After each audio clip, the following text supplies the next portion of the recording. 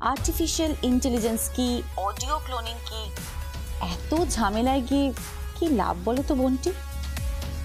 কে বন্টি মানে? হ্যাঁ হ্যাঁ, যাও যাও, তুমি যাও। জগদ্ধাত্রী ওদেরকে ইনফরমেশনটা দেওয়ার পরে ওরা যখনই টার্ন করে বেরোতে যাবে তখনই কিন্তু মুখোমুখি পাবে দিব্যা সেনের স্বামী আর তার যে গোপন প্রেমটা আছে তাকে। তুমি কি আমাকে ব্ল্যাকমেল করছো? এই ম্যাডাম, ম্যাডাম দিব্যা সেন, দেখো আমি না অতই ব্ল্যাক হোয়াইট মেল ফিমেল অত কিছু বুঝি না, জানো তো। আমি বুঝি যে তুমি একজন সৎ অফিসারকে হ্যারাস করে যাচ্ছ, তার উপরে তুমি করাপশনের চার্জ এনেছো, তাও আবার একটা মিথ্যে চক্রান্ত করে। দিব্যা সেন, তুমি কিন্তু ভুলে যাচ্ছ যে সে যদি চাইতো না তোমাকে কিন্তু এই 4 মাথার মোড়ে দাঁড়িয়ে একেবারে শুট করে দিতে পারত, কিন্তু ও সেটা করেনি। ও কিন্তু ক্লান্তিহীনভাবে অক্লান্ত পরিশ্রম করে সবকটা ডেটা জোগাড় করেছে। আর আমি ওকে অধ্যাপকের সাথে কথা বলিয়ে দিয়েছি, যিনি তথ্য প্রযুক্তির ব্যাপারে বিশেষজ্ঞ। বুঝতে পেরেছ? তোমাদের সমস্ত পর্দা কিন্তু ফাঁস হয়ে গেছে দিব্যা। ইমিডিয়েটলি ওদেরকে ফেস করো, আদারওয়াইজ না। আমি যাব না। ওকে ফাইন, তাহলে আমি বরং মৃদুলকে বলছি, ওখানেই তোমাদের বিয়েটা হয়ে যাক, ওখানেই তোমাদের 4 চোখের মিলনটাও হয়ে যাক। এই শোনো শোনো শোনো, আমার কথাটাকে শোনো। না না, দেখো অত কথা শুনে আমার লাভ নেই। হ্যালো হ্যালো মৃদুল বাবু। ওকে ওকে ফাইন, আমি যাচ্ছি, আমি বাইরে যাচ্ছি, কিন্তু আমার তো বদনাম হয়ে যাবে। দিব্যা সেন, এমনিতেই জগদ্ধাত্রীর যদি বদনাম হয়ে যায়, কাল থেকে কিন্তু কলমটা ধরবো আমি। বারবার ঘুঘু তুমি ধান খেয়ে যাবে সেটা তো হবে না, ভুলে যেও না দিব্যা। জগদ্ধাত্রী কিন্তু একজন দুদে অফিসার, ভুলে যেও না। আর একজন দুদে সাংবাদিক।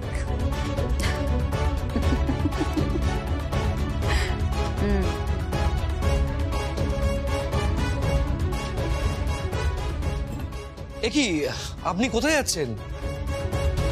সেটা দেখতেই পাবে। দেখুন, আপনি কিন্তু আর কোনোভাবেই জড়াবেন না আমাকে। তুমি অলরেডি জড়িয়ে গেছো। অ্যাকচুয়ালি আমরা সবাই জড়িয়ে গেছি, পুরোপুরি যেন না জড়াই তার ব্যবস্থাই বাইরে আমি করতে যাচ্ছি। ওই মেয়েটা বড্ড ধরে বাঁচবে। ওই কৌশিকী মুখার্জির মাথা যন্ত্রের মতো চলে, আর তার উপরে গোদের ওপর বিস্ফোরা ওই চাষান্নাল।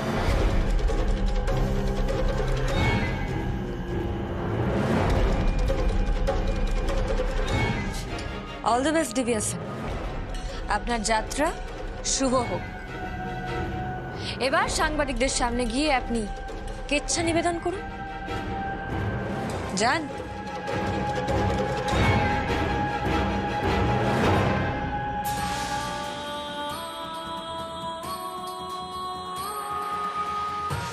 থ্যাংক ইউ বর্তি। Always at your service madam. রাখছি।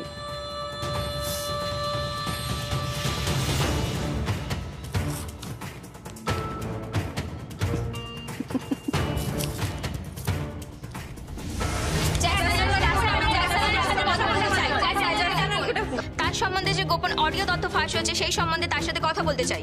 আর কোনো লাভ নেই। কেন কেন? কারণ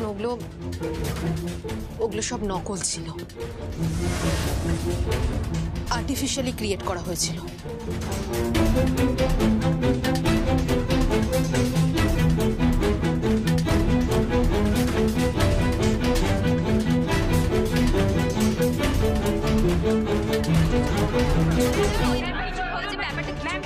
চুপ করে থাকবেন না, বলুন।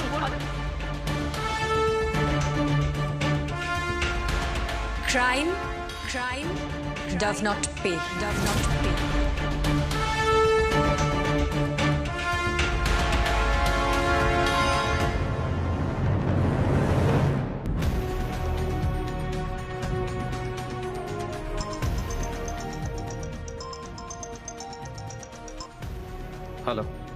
রাজনাথ মুখার্জি বলছি। হ্যাঁ বাবা। একবার একটু কোর্টে আসতে হবে। কেন? আজ পাকাপাকি ভাবে আমি তোমার জীবনে আমার পদবিটা খোদাই করে দিতে চাই। বাবা। হ্যাঁ, সবকিছু রেডি। উকিল বাবু আছেন এখানে। তুমি এলে আমি আমার প্রথমা স্ত্রী উর্মিলা মুখার্জিকে যা দিয়ে যেতে পারিনি, আমি তোমাকে সেটা দিয়ে যাব।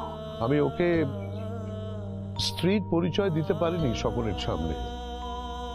আমি জানতাম না যে ও বেঁচে আছে নাকি মরে গেছে, কিন্তু তোমাকে আমি তোমার পিতৃ পরিচয় দিয়ে যাব। আমি জীবনে অন্তত একটা বার আয়নার সামনে মুখোমুখি দাঁড়িয়ে চোখে চোখ রেখে বলবো, রাজনাথ তুমি পেরেছো, তুমি পেরেছো। অ্যাটলিস্ট একটা বারের জন্য মেরুদণ্ড সোজা করে তুমি তোমার ছেলেকে সকলের সঙ্গে আলাপ করিয়ে দিতে পেরেছো, পরিচয় করিয়ে দিতে পেরেছো। চলে আয় বাবা, আয় বাবা। বাবা। হ্যাঁ,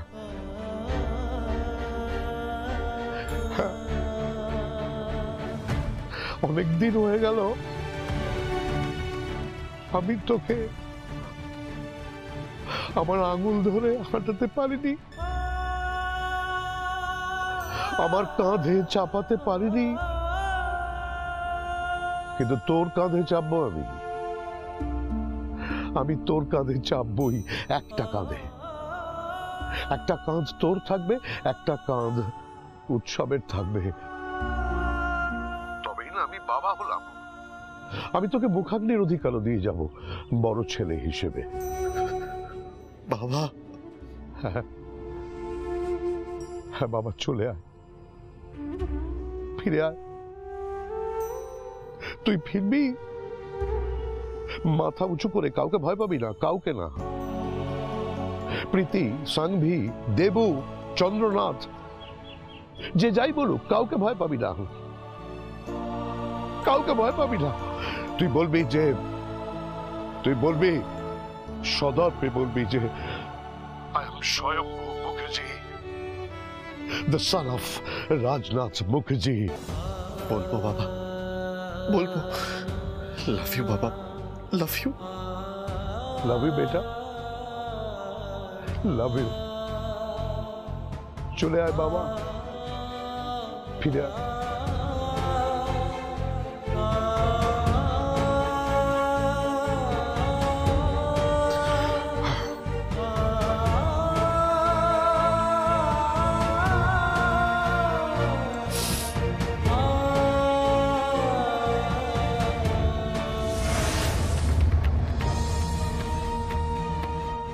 হ্যালো।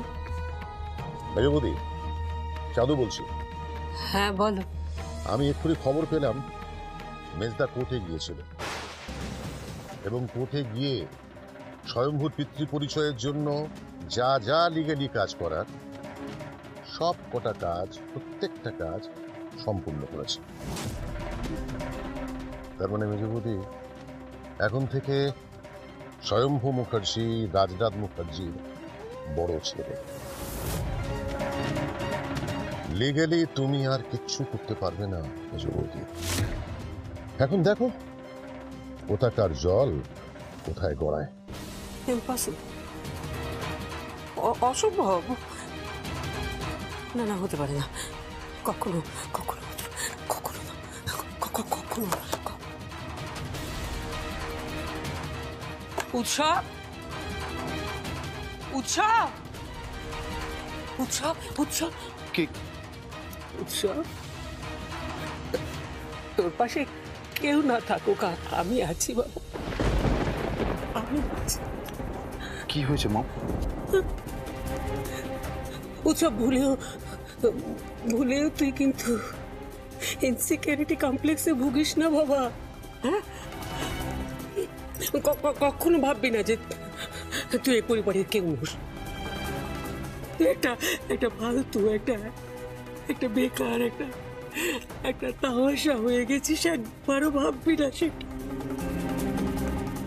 তোর পাশে কেউ না থাকুক, তোর মা আছে, আমি আছি বাবা। কি হয়েছে মম? তুমি এসব কথা কেন বলছো? তুই কিন্তু বাবা ঠান্ডা মাথায় শুনিস। হ্যাঁ শুনবো মম, শুনবো, কিন্তু কি হয়েছে মম? কোনো প্রবলেম হয়েছে কি? প্রবলেমটা হচ্ছে, আবারও বলছি, কেউ না থাকুক তোর পাশে, তোর মা আছে। পৃথিবীর সবাই তোকে ইগনোর করতে পারে, তোকে অবহেলা করতে পারে, কিন্তু তোর মা সব সময় তোর পাশে আছে বাবা। তোর ভালোই আছে, তোর মন্দই আছে, তোর প্রতিটা নিঃশ্বাসে প্রশ্বাসে আমি আছি। কেউ না থাকুক, আমি আছি, আমি আছি বাবা। কি হয়েছে মম? প্লিজ বলো না কি হয়েছে? স্বয়ম্ভু মুখার্জি লিগালি রাজনাথ মুখার্জির ছেলে হয়ে গিয়েছে।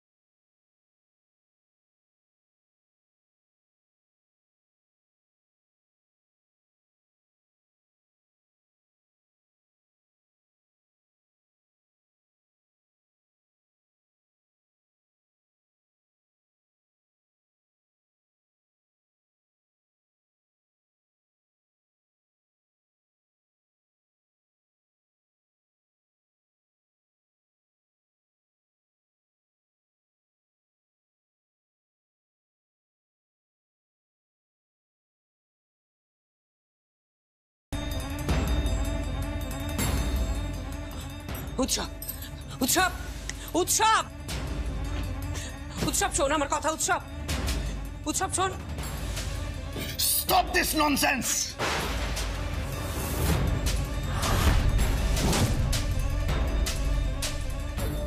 এইসব গান বাজনা বন্ধ করো, এইসব গান বাজনা। মজা করছো আমাকে নিয়ে? মজা করছিস আমাকে নিয়ে? মজা করছিস? আমি এই পরিবারের যুবরাজ, আমি এই পরিবারের Prince. Yes, I am the Prince of this family and business.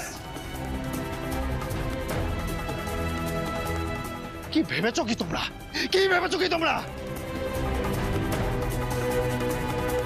এই আমার দিকে এইভাবে তাকাচ্ছিস কেন? আমার দিকে এইভাবে তুই তাকাচ্ছিস কেন? হ্যাঁ দিদি, তুই এইভাবে আমার দিকে তাকাচ্ছিস কেন? উৎসব, এসব কি বিহেভিয়ার? হ্যাঁ, বড়দের বিয়ে উপলক্ষে ইভেন্ট হবে, তার জন্য আমরা রিহার্সাল করছি। কিন্তু তোর এটা কি ধরনের বিহেভিয়ার? ঠিকই তো। কি হয়েছে কি ভাইয়া? কি হয়েছে তোর? তুই কেন এরকম বিহেভ করছিস? কেন এরকম বিহেভ করছি? আরে আমি এরকম বিহেভ করছি তার কারণ কি? তার কারণটা কি? তার কারণ আমার ড্যাড রাজনাথ মুখার্জি আমার লাইফটা জাস্ট হেল করে দিয়েছে। হেল। আমার সবকিছু শেষ হয়ে গেছে। উৎসব উৎসব কুল ডাউন। কি হয়েছে তুমি আমায় বলো, কি শেষ হয়ে গেছে, কেন এরকম করছো তুমি বলো।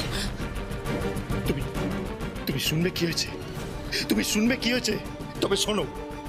ওই যে ওই ছেলেটা যাকে রাস্তা থেকে কুড়িয়ে নিয়ে আসা হয়েছে, ওই ছেলেটাকে আমার ড্যাড পিতৃত্বের পরিচয় দিয়েছে।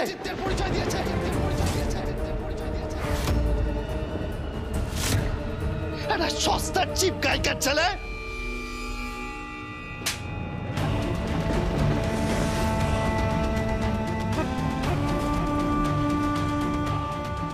আপনি গায়ে হাত দিলেন। চুপ। আর একটাও কথা নয়, বুঝতে পেরেছো? এখানে বাইরের লোকজনরা রয়েছে, আর একটাও কোনো কথা নয়। স্ত্রীর সাথে মিশে মিশে পুরোপুরি কলতলা কালচারে তুইও ঢুকে গেছিস বল। উৎসব, উর্মিলা মুখার্জি রাজনাথ মুখার্জির বিবাহিত স্ত্রী। তার মৃত্যুর অনেক বছর পর তোর মার সাথে রাজনাথ মুখার্জির বিবাহ সম্পন্ন হয়। মানছি মানছি আমি স্বয়ম্ভুর ব্যাপারটা অজানা ছিল। স্বয়ম্ভু অনাথ আশ্রমে পালিত হয়, তারপর কালবোস মামার তত্ত্বাবধানে বড় হয়। তাকে তার অধিকার দেওয়া হয়েছে, তার কারণ এটা তার প্রাপ্য। বুঝতে পেরেছিস?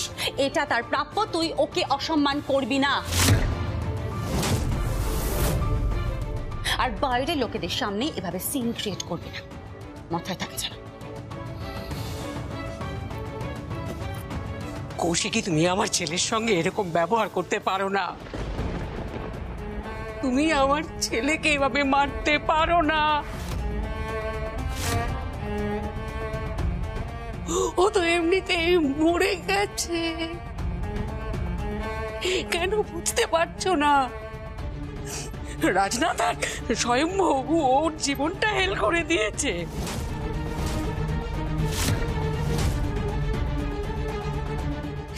আমি কিছুতেই রাজনাথকে ক্ষমা করতে পারবো না, কিছুতেই না। ওই উর্মিলা মুখার্জির ছেলে এই পরিবারের চূড়ামণি হতে পারে না।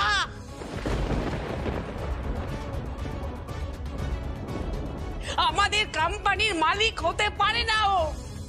ওই উর্মিলা মুখার্জির ছেলে আমাদের কোম্পানি। থাক কাকিমণি, তোমার এই ছেলে কিন্তু স্থান কাল পাত্রের জ্ঞানটা হারিয়েছে, আর তুমিও সেটাই তো হওয়ার কথা।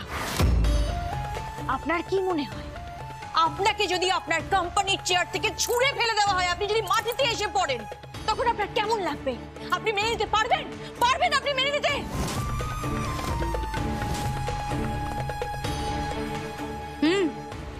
পারবো, 100 বার পারবো,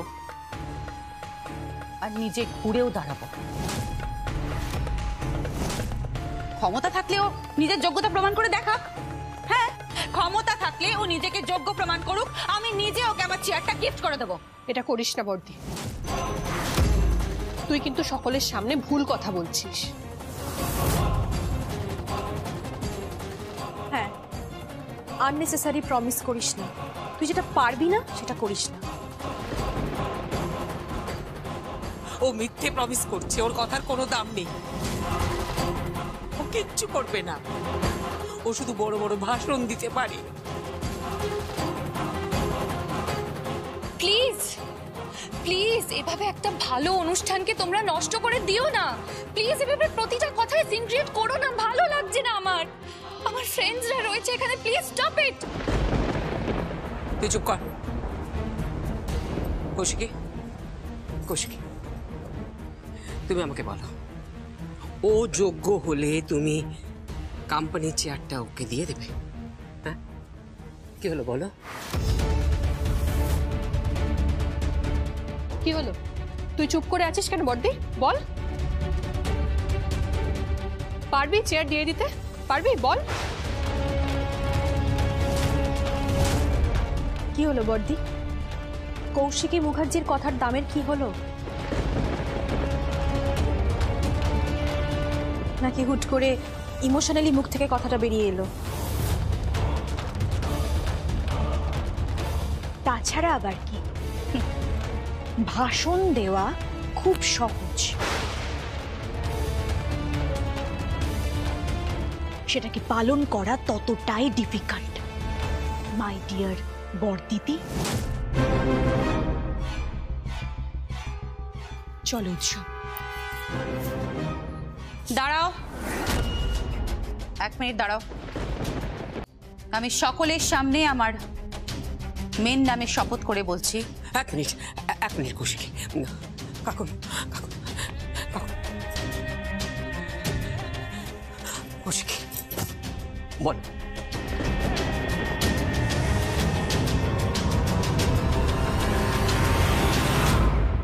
মেজো জেঠিমণি, তুমি কি করছো? ও একটা শিশু। মম, মম প্লিজ, এটা কিন্তু বাড়াবাড়ি হচ্ছে। তুই চুপ কর। কাকুনের মাথায় হাত দিয়ে বলো, ও যদি নিজেকে যোগ্য প্রমাণ করতে পারে তাহলে তাহলে তুমি ওকে কোম্পানির চেয়ারটা গিফট করবে।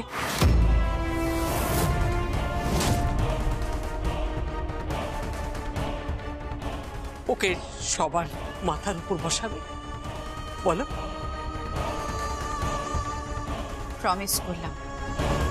প্রমিস করলাম তোমাকে আমি, ও যদি নিজেকে যোগ্য প্রমাণ করতে পারে তাহলে আমি ওকে কোম্পানিতে সবার মাথার উপরে বসে